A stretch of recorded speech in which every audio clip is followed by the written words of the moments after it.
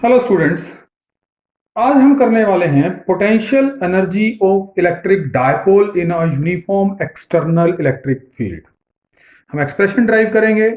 अगर हमारे पास एक डायपोल किसी यूनिफॉर्म एक्सटर्नल इलेक्ट्रिक फील्ड में पड़ा हुआ है तो उस डायपोल की पोटेंशियल एनर्जी का एक्सप्रेशन क्या होगा। तो ये हमने ब्लू लाइंस से एक यूनिफॉर्म एक्सटर्नल इलेक्ट्रिक फील्ड बनाया है और इसमें ग्रीन लाइन में एक डायपोल दिखाया है। डायपोल की इस कॉर्नर बी पे चार्ज माइनस क्यू है और कॉर्नर ए पे चार्ज प्लस क्यू है। डायपोल की लेंथ 12 है और इस सिचुएशन के अंदर डायपोल थीटा एंगल बना रही है। डायपोल मूवमेंट वेक्टर जो है वो थीटा एंगल बना रहा है इलेक्ट्रिक फील्ड वेक्टर के साथ, क्योंकि डायपोल मूवमेंट जो है वो minus Q to positive plus Q की तरफ होना है।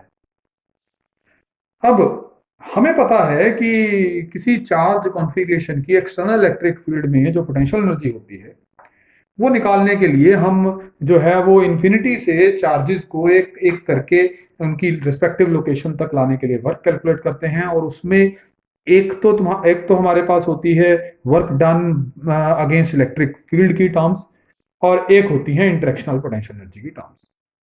तो मान लो पोटेंशियल जो है वो एक्सटर्नल फील्ड के कारण पॉइंट ए पे V1 है और पॉइंट बी पे V2 है। तो पोटेंशियल एनर्जी ऑफ सिस्टम जो U है वो क्या होगी। पोटेंशियल एनर्जी ऑफ सिस्टम होगी इस चार्ज की पोटेंशियल एनर्जी एक्सटर्नल फील्ड में, फिर इस चार्ज की पोटेंशियल एनर्जी एक्सटर्नल फील्ड में, और इनकी इंटरेक्शनल पोटेंशियल एनर्जीज का सम। तो हमारे पास प्लस क्यू चार्ज की पोटेंशियल एनर्जी एक्सटर्नल फील्ड में हो जाएगी चार्ज इंटू पोटेंशियल। और इसमें हम बेसिक डेफिनेशन यूज कर रहे हैं कि वर्क डन जो पोटेंशियल एनर्जी होती है that is equal to charge moved into potential at that point. अगर इन्फिनिटी से लेके आना है तो इसी तरह से माइनस क्यू चार्ज की पोटेंशियल एनर्जी लिखनी है तो that will be charge into potential at this point. ये हमें बेसिक डेफिनेशन पता है कि पोटेंशियल एनर्जी और पोटेंशियल में रिलेशन ही ये होता है। इसके अलावा इन दोनों की इंटरेक्शनल पोटेंशियल एनर्जी क्या हो जाएगी, 1/4πε0 Q1 Q2 by distance between charges में Q1 आ गया Q और Q2 आ गया माइनस क्यू, डिस्टेंस आ गया 2L। तो ये minus Q square by 2L term आ गई यहाँ पे।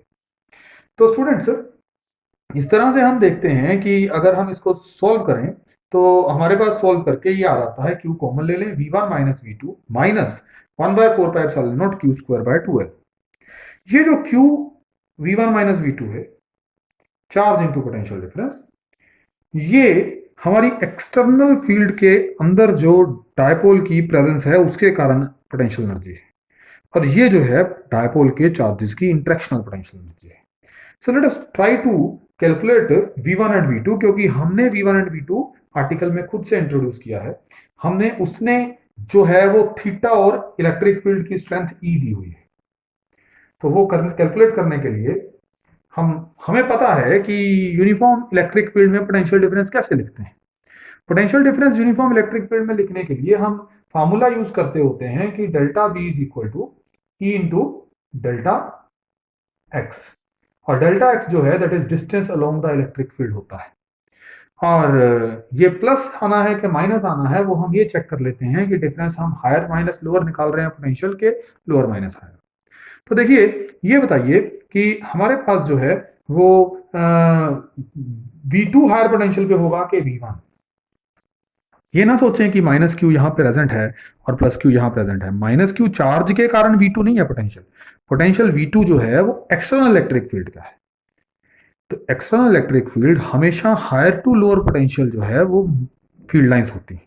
तो अगर फील्ड लाइंस जो हैं वो बी से ए की तरफ हैं तो इसका मतलब हम ये क्लेम कर सकते हैं कि ये पॉइंट बी जो है एक्सटर्नल फील्ड में ये हायर पोटेंशियल पे है, और ये पॉइंट ए जो है एक्सटर्नल फील्ड में लोअर पोटेंशियल पे है। तो अगर मैं V1 माइनस V2 निकालता हूं तो V1 माइनस V2 जो कि मुझे यहां पे चाहिए V1 माइनस V2, तो वो लोअर माइनस हायर हो जाएगा, तो ये नेगेटिव आना चाहिए। तो मैंने इसको पहले ही नेगेटिव लिख लिया है इनटू अब इलेक्ट्रिक फील्ड का मैग्नीट्यूड ई है इनटू द डिस्टेंस या displacement along the electric field in going from A to B. Displacement along electric field in going from V2A। ये साइन हम पहले लगा चुके हैं, तो यहां मैग्नीट्यूड ऑफ डिस्प्लेसमेंट लिखेंगे। तो ये V1 माइनस V2 जो है that is equal to minus of E। साइन हम पहले ही खोज चुके थे कि हायर माइनस लोअर है तो नेगेटिव आना चाहिए, तो इसलिए यहां पे हमें एंगल्स या साइन सोचने की जरूरत नहीं पड़ेगी। This is minus of E into displacement along electric field line in going from A to B जो होगी हम यहाँ पे मार्क कर लेते हैं। यहाँ और यहाँ से परपेंडिकुलर ड्रॉप करें, ये 90 डिग्री हो गया, तो displacement along the electric field हो जाएगी CA। और वो CA कितना होगा, ये 12 है और ये भी थीटा है, ये थीटा है तो ये भी थीटा है, तो CA हो जाएगा 12 कोस थीटा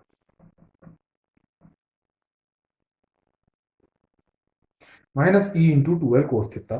तो यहाँ V1 माइनस V2 में हम उसे सब्स्टिट्यूट कर देते हैं।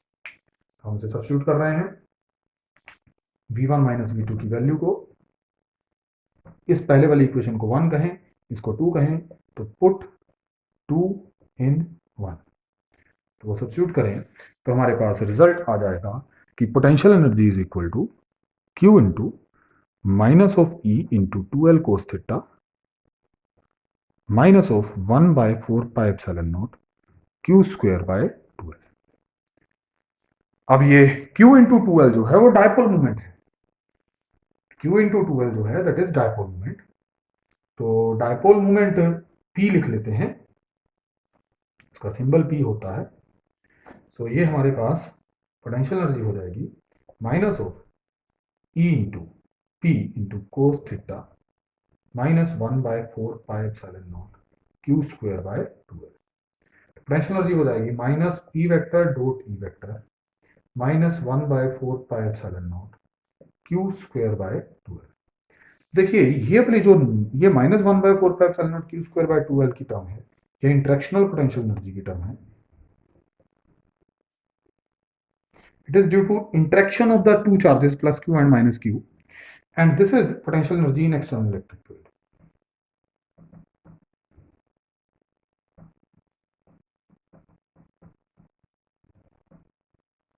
In external electric field.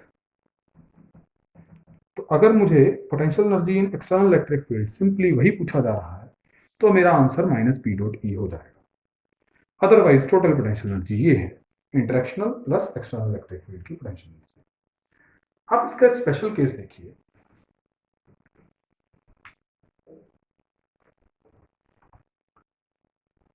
Potential energy in external electric field, वो हम U पैर में E लिख देते हैं, that is equal to minus P dot E। So देखते हैं पोटेंशियल एनर्जी जीरो कहां होती है। जीरो होने के लिए कोस थीटा जीरो चाहिए। हम कह सकते हैं case 1 at theta is equal to 90 degree potential energy is zero. तो zero level of potential energy जो है वो हम इस ओरिएंटेशन पे एज्यूम करते हैं। Zero level of potential energy इस ओरिएंटेशन पे एज्यूम करते हैं जब डायपोल मोमेंट वेक्टर और एक्सटर्नल इलेक्ट्रिक फील्ड वेक्टर में एंगल 90 डिग्री हो। इस ओरिएंटेशन में अगर डायपोल को इन्फिनिटी से यहां तक लाया भी जाता है तो जितना जो है डिस्टेंस माइनस क्यू चलेगा उतना ही प्लस क्यू चलेगा, तो टोटल वर्क जीरो ही रहता है। Second case, case 2,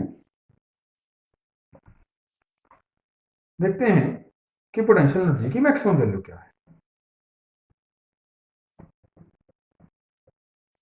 potential energy is maximum when cos theta is minus 1। cos theta minus 1 हो जाएगा तो इसका मतलब थीटा जो है दैट शुड बी 180 डिग्री, और पोटेंशियल एनर्जी की मैक्सिमम वैल्यू हो जाएगी minus of PE into minus 1 that is plus P। और देखिए याद करिए पिछले चैप्टर का रिजल्ट, जब थीटा 180 डिग्री होता है तो डायपोल अनस्टेबल इक्विलिब्रियम पे होता है, तो वो हमें चाहिए, हमें एक्सपेक्टेड ही है क्योंकि अनस्टेबल इक्विलिब्रियम पे पोटेंशियल एनर्जी मैक्सिमम होगी। और इसी तरह से थर्ड केस कि पोटेंशियल एनर्जी मिनिमम कब होएगी? Potential energy is minimum when cos theta is +1। जब ये +1 होगा तो ये वैल्यू -PE रहेगी, तो आपके पास थीटा जो है that will be equal to 0 degree. तो इसका मतलब पोटेंशियल एनर्जी की मिनिमम वैल्यू जो है that is equal to minus of PE into 1 that is -PE। So potential energy जहां मिनिमम होती है वहां पिछला चैप्टर याद करें, theta equal to 0 was stable equilibrium orientation. ठीक है स्टूडेंट्स, कई बार वो हमें ये भी पूछ लेता है कि अगर मैं डायपोल को किसी एंगुलर पोजीशन θ1 से किसी एंगुलर पोजीशन θ2 तक टर्न करना चाहता हूं तो वर्क कितना होगा? तो एक और इसके स्पेशल सिचुएशन की बात करते हैं। Work done in rotating the dipole from angular position θ1 to angular position θ2। तो ये हम कैसे निकालेंगे? Let this work be W। θ1 से आपने θ2 एंगुलर पोजीशन तक रोटेट करना है, यानी कि डायपोल कहीं यहाँ θ1 पे है, आपने टर्न करके θ2 तक लाना है। तो दैट विल बी, अब जब मैं उसको रोटेट कर रहा हूं तो काइनेटिक एनर्जी तो चेंज हो नहीं रही, सिर्फ पोटेंशियल एनर्जी चेंज हो रही है। तो work done will be equal to final potential energy at angular position θ2 minus initial potential energy at angular position θ1। तो potential energy at angular position θ2 will be minus PE cos θ2 and this will be minus of minus PE cos θ1। सो अगर मैं इसमें जो है value substitute करूं θ1 और θ2 तो हमारे पास आ जाएगा this is PE cos θ1 minus cos θ2, ये नेगेटिव एडजस्ट हो गए, and this is the required work. तो देखिए अगर मुझे θ1 से θ2 लेके जाना है तो फार्मूला में पहले cos θ1 की टर्म आएगी और फिर बाद में cos θ2 की टर्म आएगी। तो इस तरह से आप इस फॉर्मूला को मेमोराइज भी कर सकते हैं। This is a very important result. ठीक है, तो ये आप याद करिए। ओके।